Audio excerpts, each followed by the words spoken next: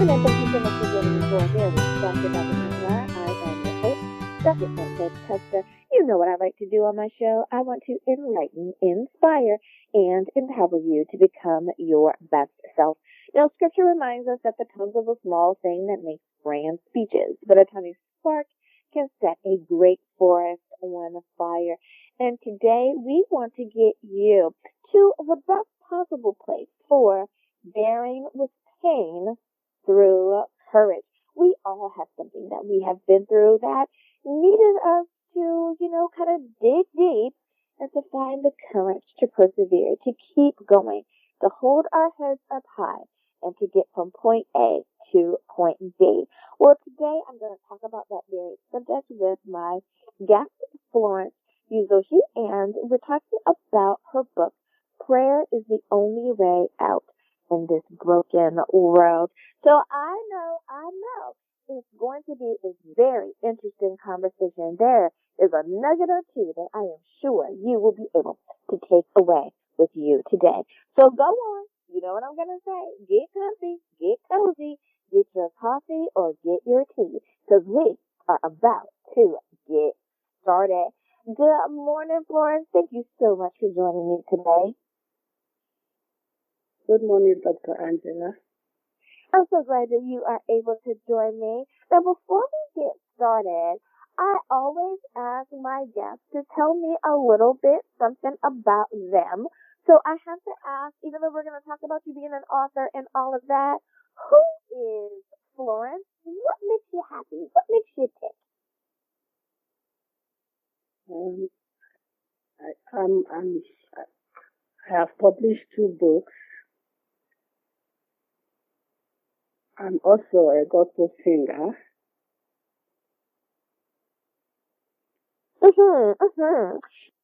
Did you always know that you were going to be an author? No, it didn't occur to me for a very long time. I never thought I'm going to be an author. Even as a gospel singer, I never thought, everything that I'm doing, I never thought was going to happen in my life. I love it.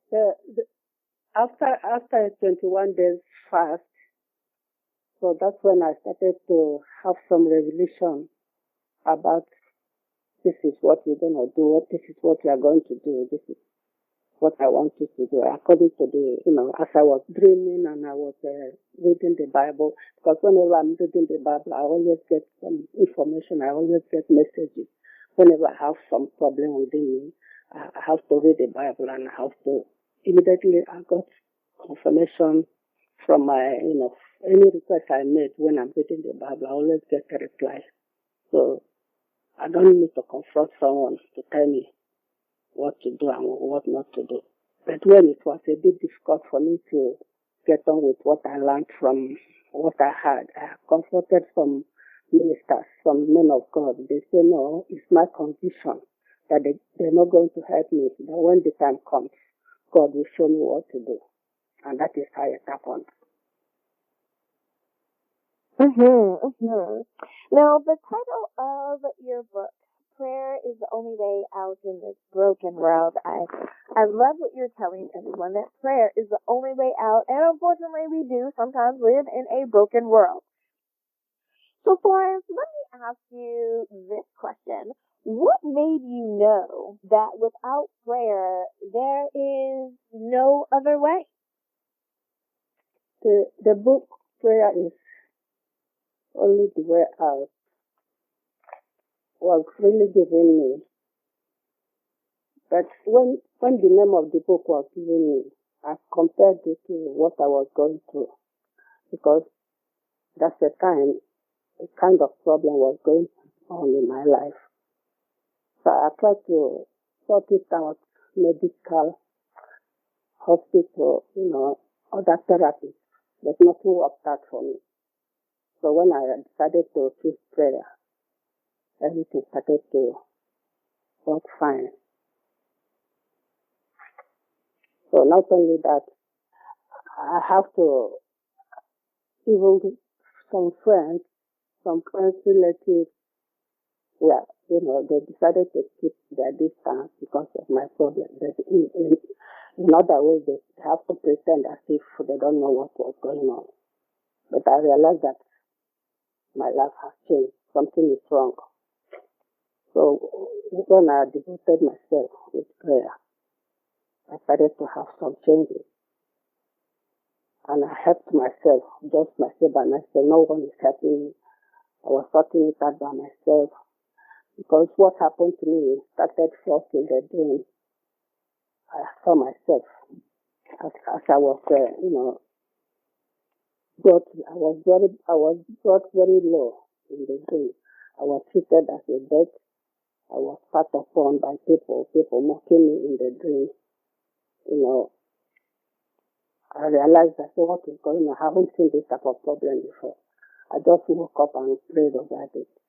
After some days, it started happening. After some weeks, what happened in the dream started happening in the physical. I was so astonished. I said, what is going on? I have to take it to the man of God in the church and ask him, this is what is going on. This is what I dreamt.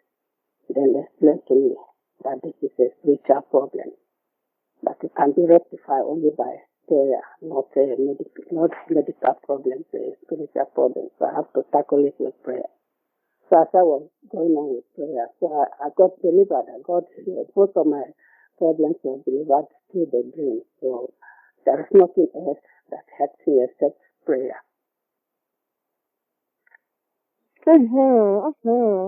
Well, there may be someone who's saying, I need reassurance, or I need to know that God's going to be there for me, or if I do this particular thing, that's really going to happen.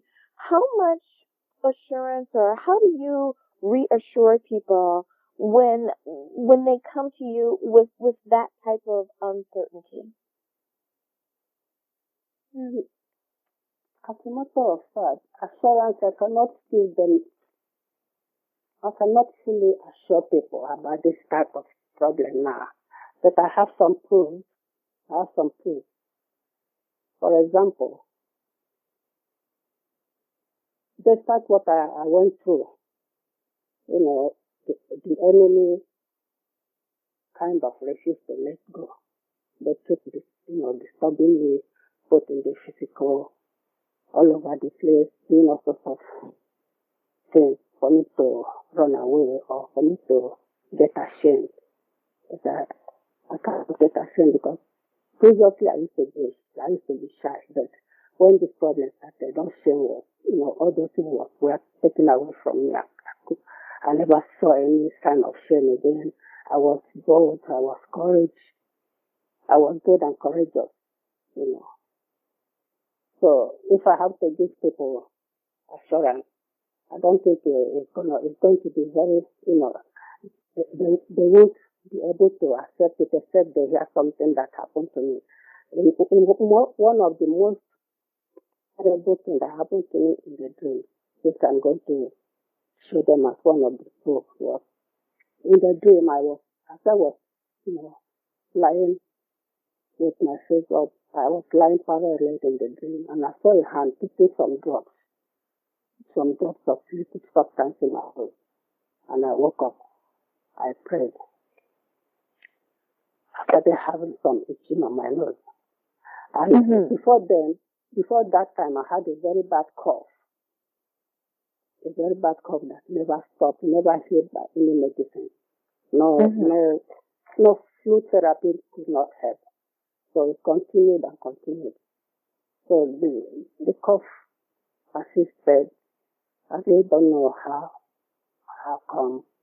And through that cough, whenever there's a wind, it's a kind of wind that comes. Whenever that wind comes, what I will hear is a very kind of bad smell, which covers the area that I am. But when I'm at home, it never happens except when I go out for my business. So it's a kind of shame to shame me, such a thing. All those things happen, and some people who are standing by me, they also perceived it. They knew, many people knew about it. So they saw that such a thing happened to me, and people must have heard about it when they called me names, the kind of bad names, you know. Mm-hmm. I think the problem was worldwide. It's not easy. So that's one of the proofs. And I also had a constipation previously, long time ago. And in 2015, I you know, in the dream, I opened a bowel in the dream and I saw a hand picking the stool with a nylon bag. I woke up and prayed. And after some days again, you know, I started having the same, you know, kind of, what I've been having is kind of physics, you know, smell of all those nonsense. Very, very shameful, very terrible. I really don't know how to describe it. It's too heavy in my mouth to pronounce or to say about them. So I feel defeated. I feel, you know, downgraded, humiliated. So I was really downtrodden by people physically, more than what happened in the dream. The way it happened in the dream is the way it's happening in the physical, but it was worse in the physical. I really went through. So that's my proof. It is. It's almost time for us to go to break, but when we do, first, I want to ask you, for so many people, when as something is happening, or there's this kind of this knowing, this understanding, this discernment of spirit before something happens, and I would really like to talk to you a little bit more about that. So, with that being said, before we go to break, if you could please, can you remind everyone what is the title of your book, where can we get a copy, and how do we follow you online? They can get a copy of the book at the Amazon UK and the Noble, Barnes and Noble, and Waterstone. They can get a copy also at the Author House Publishing Company. Righty listeners, now you know where you can get a copy of the book. We'll be back right after this.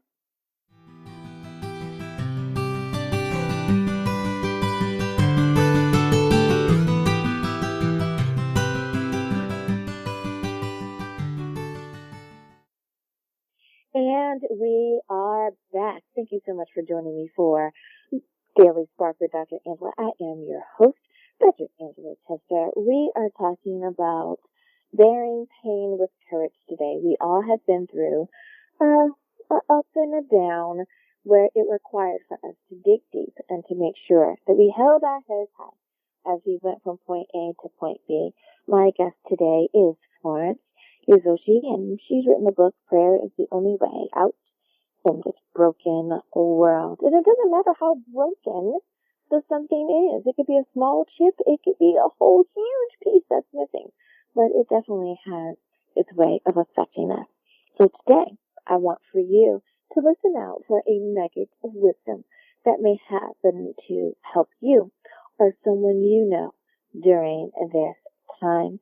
Now, before we went to break, Florence, I mentioned that I wanted to talk to you about discernment, about so many times when we're going through something, we kind of feel it a certain way. Some people say they have a feeling. Some people say that, you know, God gives them a vision or a dream or something to kind of help them get through.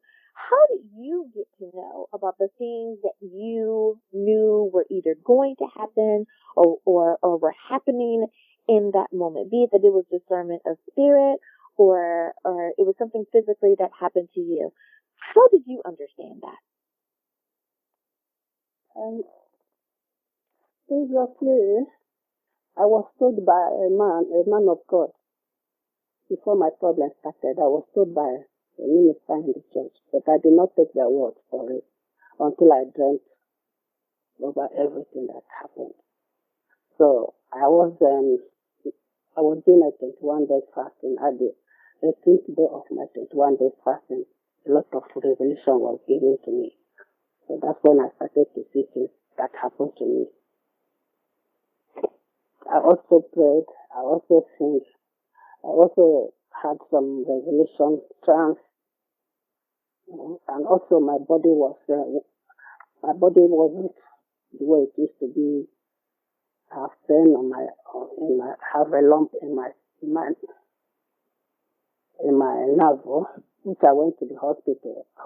Doctors could not diagnose anything. They couldn't find anything. They said they can't find anything. But I was really, really in pain. So I went to many hospitals.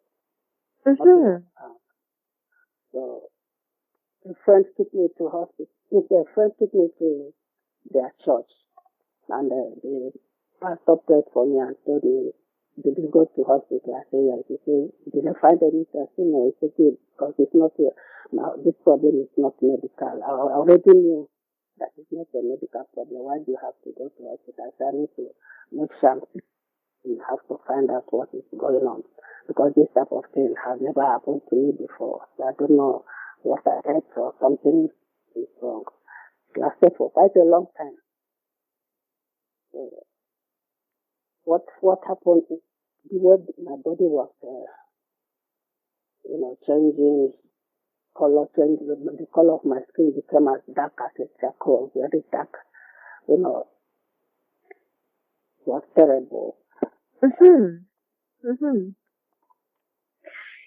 Even though we grow up in a Christian home, so many times our faith doesn't become alive, one could say, until we kind of have the epiphany ourselves, until we have an experience with God ourselves, be it that it is a Jesus moment, it is a God moment, or it's a Holy Spirit moment.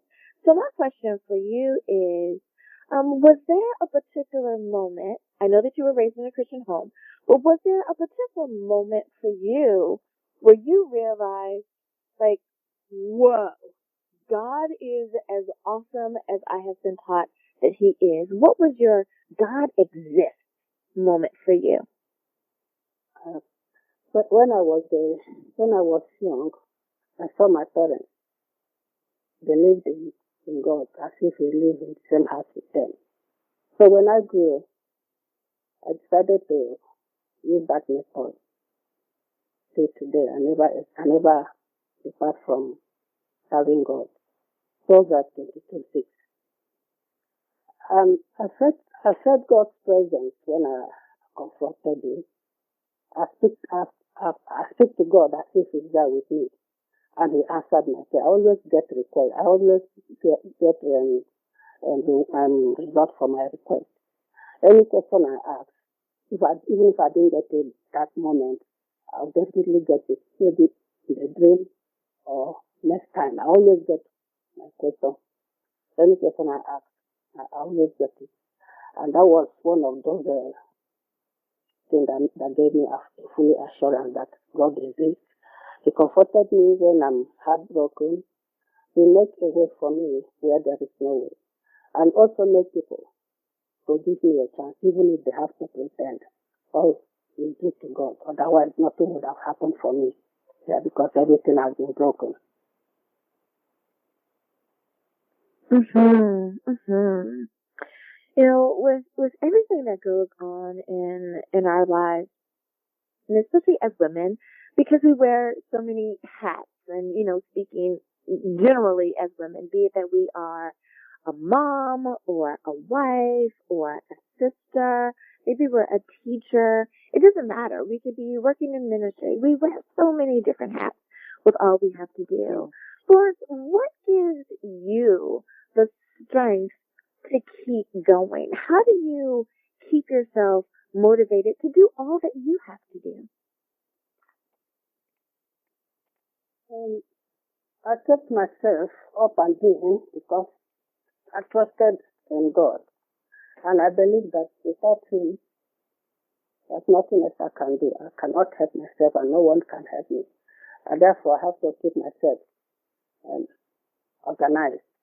I kept myself motivated and I kept my eyes open. I was careful and with the wisdom of God, I was able to stand my ground and do things. And in fact, no one knowing that I have problems. But I've just persevered and I'll carry on with my daily activities and everything I have to do without having any problem with anybody. Nobody knew that I have problem except those people who are disturbing me, because they knew that this thing is happening out of their imagination. So I have to keep my head above the sea level and do everything that needed to be done.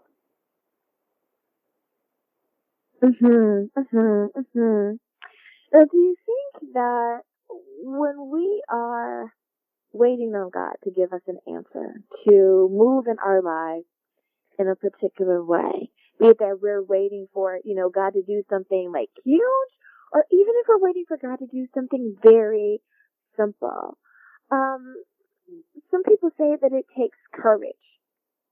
Some people say that it simply takes patience to wait on God. What do you say? How do you feel about that? When we're waiting on God, what does it take for us to be able to wait correctly? Yeah, I was empowered by the word of God, which is wisdom. As I realized I cannot do anything for myself, nobody will. And the next option I found was to persevere and wait for God, because He is the final answer. He is the only one that cannot say no to myself, to my request. He is the only one that cannot shut the door at me. So He can never turn anyone that comes to Him. So I think that's anyone that goes to God. I think whomever that depended on God is not mistaken. That person is right on the right track, because He is the final option, the last option somebody can ever. Yeah. Now, when you go through the trials and the tribulations, and I think that most people can think of something that they've been through that was a tough time for them. The question that I'm going to ask is, do you blame God, or have you ever had the thought of, well, God, this is all your fault. If you would have told me to make a left, I wouldn't have been over here, in trouble or in this ditch or whatever. I know that I've shared my story about, how I felt about when I found out that I had cancer or the death of some loved ones. And it's, as human beings, we have real emotions when it comes to the things that happen to us. Can you tell us about your emotion when you were going through and trying to get from A to B? What emotions did you feel? Yeah, really, I did, as a human being, I did blame God. As a matter of fact, I said, God, maybe God has already taken bribe for I was so upset with God. I was really very upset with God. But at the time, I got comforted. I comforted myself. And I blame God less. I did not blame anybody. It's only God that right. What was the point getting, blaming someone who is the only person I can ask for? So why blaming him?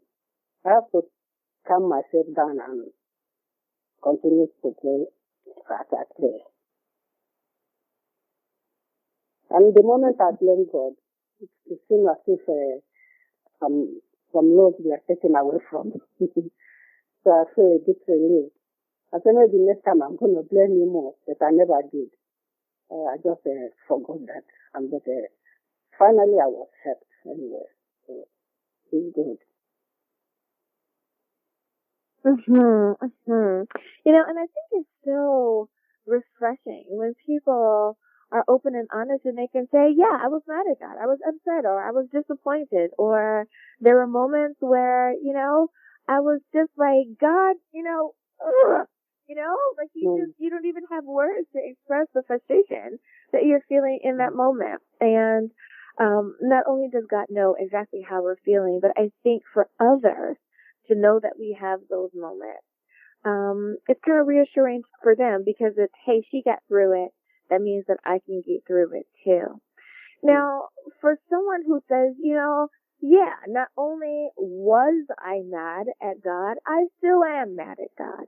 And I think that I am starting to become jaded or bitter or unhappy with God. Is there any advice or words of wisdom or encouragement that you could share with them to help them not to get through that bitterness that they're feeling? Uh, my encouragement is when things are going bad for people in people's life, because as children of God, we cannot completely escape suffering in this world. Because some people might say, "Oh, I am in God's hand. He provides everything for me according to the riches in Christ Jesus." He does, but it's not as easy as that. So when some people they waited and a little bit, it's not happening for them. You see them running away from God, going somewhere else. The answer and what my advice today is, even if the mountain is collapsing, everything is collapsing to a point that you cannot reduce it. Don't go away. Just keep waiting, because God knew that you are in need of Him. He knew that you are going through such a problem, and He cannot give you a problem that you cannot tackle. He knew that such a thing will happen in your life, so that's why He allowed it. It's not wicked. So don't run away from God. Don't be discouraged. Don't let anything at all steal the glory of God in your life, because you are going to be lifted up one day if you persevere and carry on.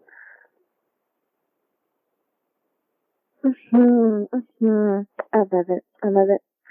Now, so many times when we're going through our ups and downs and the various things that go on, and heaven forbid if we've had like a death in the family, or someone has left, or we are experiencing physical pain, our emotions can be all over the place. Now, it's time for us to go to break, but when we get back, I would love to talk to you a little bit more about helping either ourselves or our loved ones get through that bit of the the quarrelsome or the physical pain that we're feeling when we're on this journey called life. Now, before we go to break, if you would please, Florence, can you remind everyone again what is the title of your book? Where can we get a copy? And how do we stay in contact with you? Amazon. You can get a copy of the book in Amazon, Noble and Vanish or Noble or whatever. I forgot the name of. And Author House.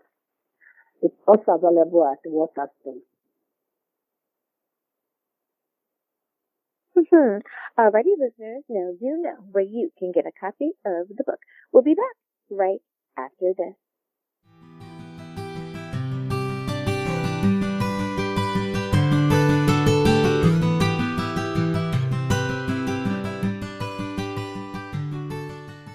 And we are back. Thank you so much for joining me for our daily sponsor, Dr. Empire. I am Dr. Angela Tester. My guest today is Florence Uzoechi, and she's written the book, Prayer is the Only Way Out in This Broken World. Now, I don't know about you, but I do believe that the majority of us have been, had an emotional up and down roller coaster. We've had to climb a few mountains to get to where we are today. Now, if you've ever lived a bit of life, you've had a broken heart, or you feel that something hasn't gone your way, and we need to find comfort in knowing that God is still there, because yes, He does help us bear the pain with courage as we go through not only our hills, but our valleys. Again, my guest today is Florence, and we're talking about her book, Prayer is the Only Way Out in This Broken World. Now, Florence, before we went to break, I said that I wanted to talk to you a little bit more about the person that is going on this emotional, they're at that stage where they're just in this emotional roller coaster. And sometimes they're, cool beans, and sometimes they're a little feisty or quarrelsome or agitated and irritated, just because of what's going on in their lives. Have you been able to share, or do you share bits of wisdom with those that come to you and say, I'm that fussy person when I went through what I went through? Is there a way that we can become aware that first that we're being a little fussy or irritated, and what can we do to kind of put ourselves back in a good place? If someone, for example, when I was going through my problems, I was never, entertaining bitterness, because I know when someone is angry, God doesn't like it. Instead, I use that opportunity to pray. I pray more, I fasted more, I sing to the top of my voice, singing, because to frighten Satan, because I know Satan cannot worship God. Even though he can read the Bible from Genesis to Revelation, he can never worship God because he's afraid of that. So when I know that Satan cannot worship God, I have to sing on top of my voice, and he will flee, both him and whomever that he has sent to his duty. So the same thing goes to every other person, because there is no gain in being bitter or being, quarreling or disturbing yourself, because you don't know how much blood you are wasting by getting angry. I did not let that happen to me, and so I wish someone else not to entertain such a move whenever they are going through problems, because that contributes, it gives more strength to their problem, and in order to avert that type of situation, and in order to get away from their trouble, they should be happy at all times. Even if nothing is going well in their life, they should be happy. Whenever they see somebody coming, they should not show that, I'm dying, I'm going through all this. But nobody will help you. You only count on yourself and God. That's the only thing. Internet shouldn't be part of somebody's life in any way. So when people see that you are, or maybe someone who know that you are going through problems, see that you are happy, you don't know, they will become so sad within themselves. So the only thing to do when you are going through trouble is to become happy. Just be joyful and sing and praise God. You will see what will happen. You will see a change, a transformation will take place.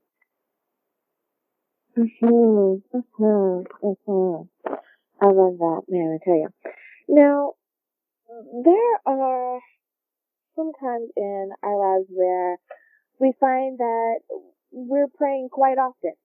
We realize that we just need that extra time to talk to God. Others like a very structured way, where I pray before I get up in the morning, I pray during lunch, I pray before I go to bed. That there's times in the day that they find that it's very comforting for them to pray. For someone who may be either new to the faith, or they're going through something, and especially if they're alone, is there a right time to pray? Did you find that there was a number of times that you prayed that helped you get through? What's your suggestion when it comes to spending time in prayer? My prayer point, I really don't have a specific time for prayer. Sometimes I pray longer, sometimes I pray short, And sometimes I do some survey to see, where needed to be. I used to survey. When I'm doing survey, I don't pray. I just have to go out, to check other things, to see where needed to be, where needed more attention. Because sometimes people carry on praying. But in my time, my own kind of situation, I did pray quite a long time. And after one day I was reading the Bible, I got the message that why don't you do some survey and see where you need to be, where needed to be concentrated on. So I decided to do that. I went on survey and try and check out. So surveying out where needed to be done is helpful. It helps me a lot. So I use the opportunity to find out where I need to pray more, or where I need to pay attention to.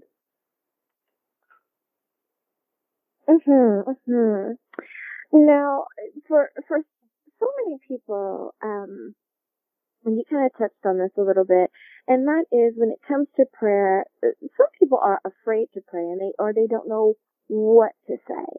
I've heard people give the bit of advice to find a prayer, kind of like Google a prayer. And, someone may have written one already and you could use that as an example. Others will say we should use scripture to pray over ourselves. So, pick some scriptures and pray that over yourself. Others will say simply pray whatever is on your heart. How, in your prayer life, how have you evolved with your prayers and what have you found works best for you? I know, it's not one size fits all, but what have you found has worked best for you in your prayer life? What worked out for me in my prayer life was to develop my spiritual life. Our spiritual life is like our life support. So if we don't work on it, we need to work on our spiritual life because it is the most important part of our life. Without that, I don't think our life will be complete. And so, through my prayer, I went into that level. I prayed so hard. I really prayed. I'm telling you the truth. I prayed so hard that made me to develop a very strong, spiritual side. And many people, most of these people, when they saw me on the way, most of them who knew, they knew that somebody came to me in the dream and said to me that she is going to kill me. I said, why? What did I do? Say that I have something that they don't have. I don't know what you're talking about. I don't have anything. If I didn't pray, I won't get such a dream. It was a very big, in fact, that's a very big dream because I have never seen such a thing before. Many people came to me in the dream. Many people chased me, tried to beat me up.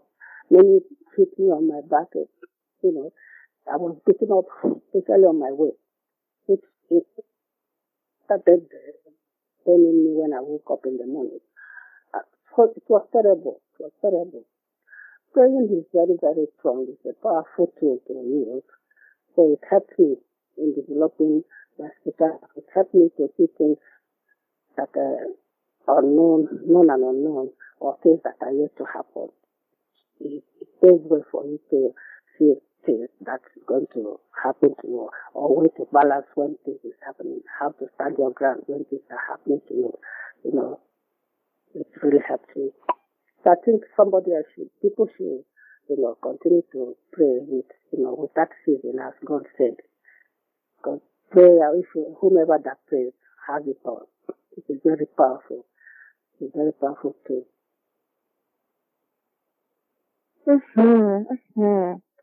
Now, I only have one more question for you, Florence, and thank you so much for being able to call in today. We understand, with you being all the way in the UK, that thank you so much for spending time with us with the time difference. Thank you for being able to be on with me today. For that person who may have joined us a little bit late into the program, you have shared so much about, the process and how to stay on track and how to stay encouraged through God, and especially to communicate with Him through prayer when we're going through a something, and whatever that something is for us.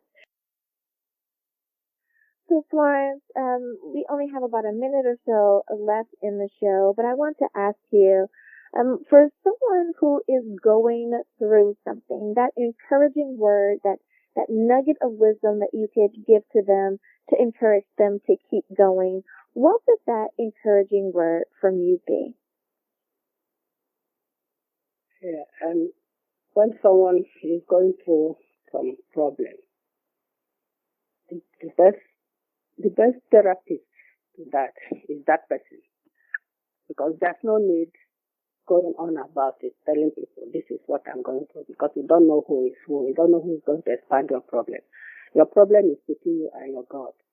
It's you that know where it bites you a lot, where it hurts. So it's you that knows how to tackle it. And you that has God, you talk to God. Father, this is what I'm going through. What do I do about it? You know, talk to God the way we talk to each other in this on earth. He listens to us. Not I want to pray, start reading the Bible, start reading other papers, other gospels. No. Just speak to God personally, as if you are talking to your sister, talking to your brother or whatever, telling your problem. Then you see how God replies. You get a reply. And when you are doing this, just pay attention.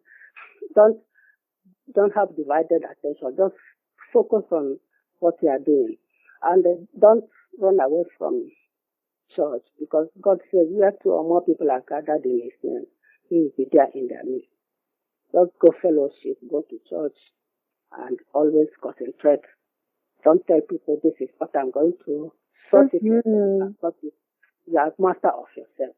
And even if there's a psalm, there's a kind of psalm in the Bible which I use mainly when I like Psalm 16, Psalm 23, Psalm 33. I use those psalms. And Esther 7 is very also. I also use Esther 7. That one is also good. I love it. I love it. Florence Uzoechi, thank you so much for being on Daily Spark with Dr. Ilva today. I really and truly appreciate you calling in and spending time with us. And again, with you being in the UK with the time difference, it was a blessing to be able to spend time with you today. Thank you so much. Thank you. And listeners, thank you for tuning in as well. As always, may the Lord continue to shine His face upon you. May you receive His grace and His mercy in all that you do. Until next time, everyone, remember that you are blessed in the Lord. Bye-bye.